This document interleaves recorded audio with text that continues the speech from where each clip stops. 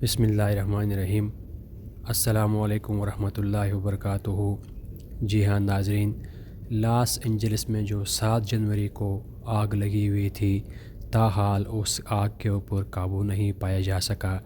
بتایا جا رہا ہے کہ وہاں پہ لگی ہوئی آگ جو 40 ایکڑ علاقے کو جلا کر راکھ کر دیا ہے، اور ابھی تازہ ترین خبر جو آ رہی ہے اس میں بتایا گیا ہے کہ دنیا کے سب سے بڑا پاور پلانٹ جو وہاں پہ لگا ہوا تھا وہ جل کر خاکستر ہو گیا ہے، اور اس کی وجہ سے فضا میں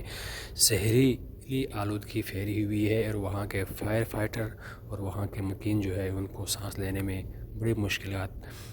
ہو رہی ہیں۔ اور بتایا جا رہا ہے کہ اس ٹائم تقریباً صرف 27% آگ کے اوپر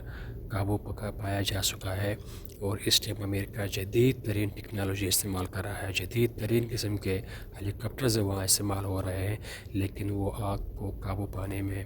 بالکل ناکام ہے۔ بتایا جا رہا ہے اس ٹائم تقریباً 1500 لوگ وہاں سے نکل چکے ہیں، اور 27 افراد جل کر خاکستر ہو گئے ہیں، جس میں 2 ہالی ووڈ کے ایکٹرز بھی شامل ہیں۔ تازہ خبر کے مطابق بتایا جا رہا ہے کہ اس ٹائم وہاں پہ تیز ترین ہوائیں چل رہی ہیں، اور آئندہ آنے والے دنوں میں بھی ہوائیں بہت تیز چلیں گے، اور جس کی وجہ سے ان فائر فائٹر کو آگ بجھانے میں کافی مشکلات کا سامنا ہو رہا ہے، اور آگ ان کی قابو سے باہر ہوتا جا رہا ہے۔ اور آپ اسکرین میں دیکھ سکتے ہیں آگ کتنی تیزی سے پھیل رہی ہے، اور اس ٹائم امریکہ اس آگ کے اوپر قابو پانے میں مکمل ناکام ہے۔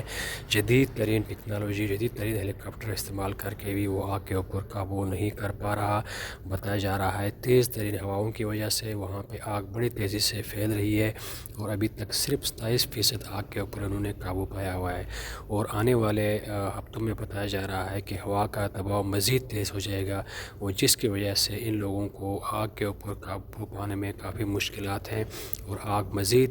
تیز ہوتی جا رہی ہے، اور اس ٹائم یہ آگ کہہ رہے ہیں جہنم کی آگ میں بدل چکی ہے، اور یہ آگ اللہ رب العزت کی طرف سے کوئی عذاب ہے، اور اس کے اوپر قابو پایا جا سکے گا یہ تو قبل کے وقت کوئی نہیں بتایا جا سکتا۔